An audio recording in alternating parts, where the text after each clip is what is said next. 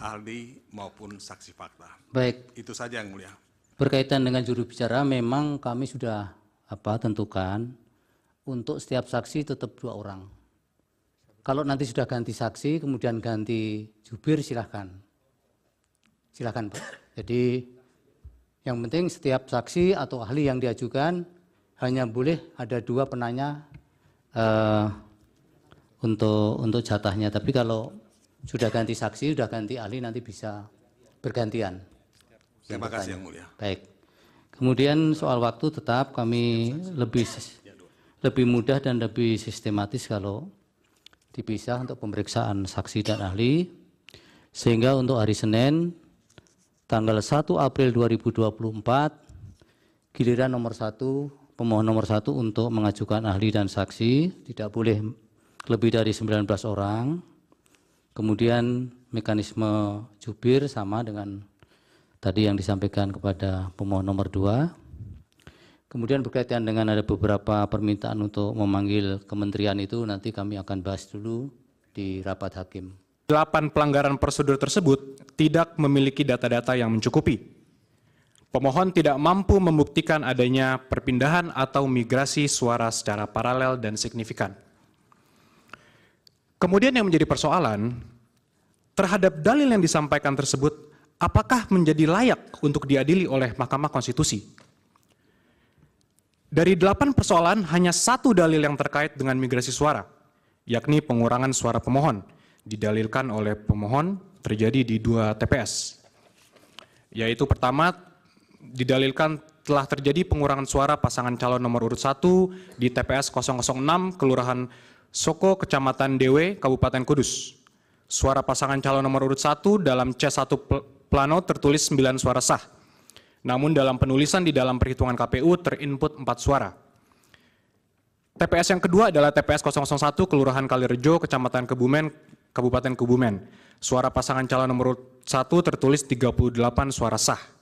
Namun dalam C penulisan di dalam perhitungan di KPU terinput 28 suara. Kemudian pengurangan suara yang terjadi pada 2 TPS tersebut hanya berjumlah 15 suara.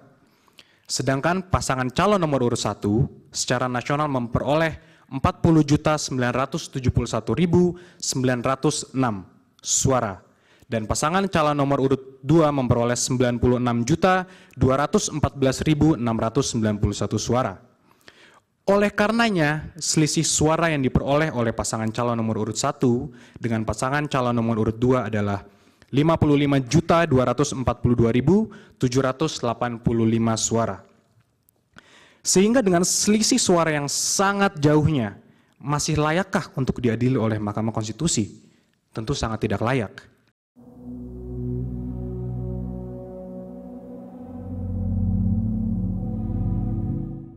Cawapres Mahfud MD tiba-tiba menuliskan permohonan maaf seusai sidang sengketa hasil Pilpres 2024 di Mahkamah Konstitusi atau MK.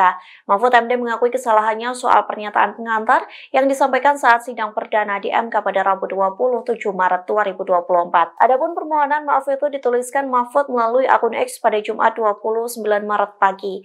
Mahfud meminta maaf lantaran ia salah memberikan pernyataan soal negara yang pernah membatalkan hasil Pilpres. Dalam sidang pada Rabu kemarin, Mahfud MD mengatakan Australia sebagai negara yang pernah membatalkan hasil Pilpres. Namun kini Mahfud MD meralat negara yang benar adalah Austria. Melalui tulisannya, Mahfud MD menyebut Austria merupakan negara maju yang membatalkan hasil Pilpres pada Juli 2016 silam. Austria juga negara pertama yang membentuk MK pada 1920. Lantas cuitan tersebut menuai banyak komentar dari netizen Indonesia. Beberapa pihak menilai kesalahan tersebut manusiawi dan bisa dimaklumi. Namun beberapa warganet masih menyangkutkannya dengan paslon nomor urut 3 yang memperoleh suara 16%.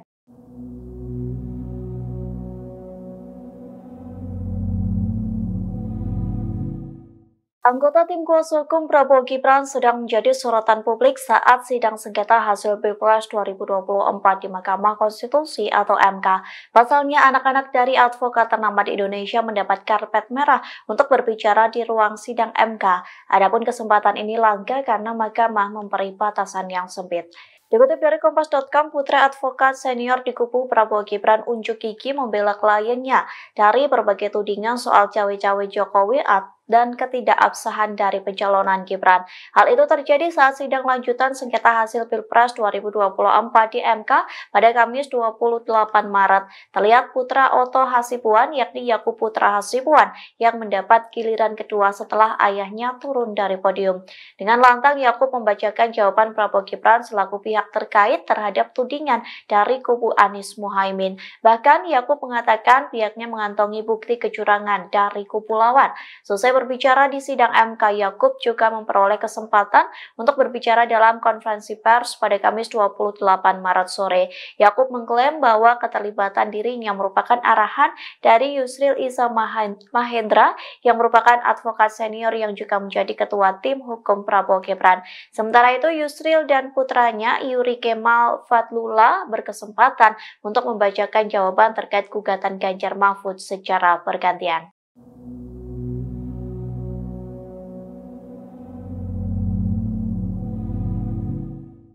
Cawapres Mahfud MD kena teguran dari warganet soal pernyataannya di sidang sengketa hasil Pilpres 2024 di Mahkamah Konstitusi atau MK. Adapun netizen mengingatkan Mahfud MD soal pernyataan lawasnya kalau masih menjadi ketua MK.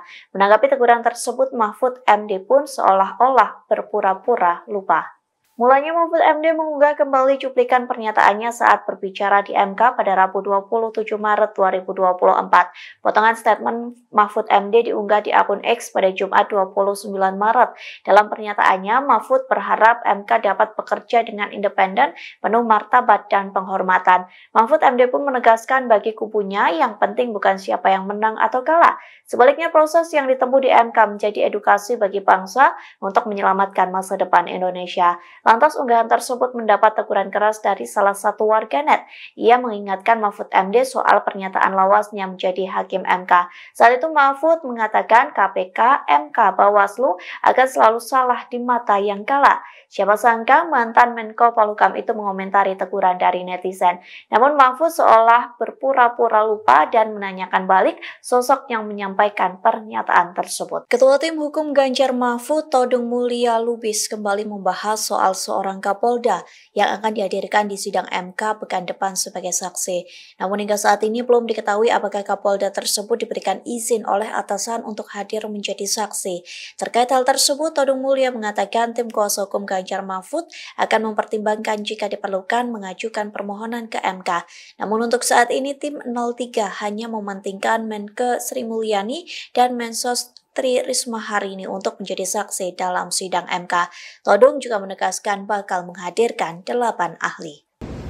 Kami masih ada waktu untuk memutuskan apakah akan meminta Ketua Majelis untuk mempertimbangkan kehadiran Kapolda. Tapi sejauh ini yang paling penting kehadiran Menteri Keuangan dan Menteri Sosial untuk memberikan keterangannya di Mahkamah Konstitusi.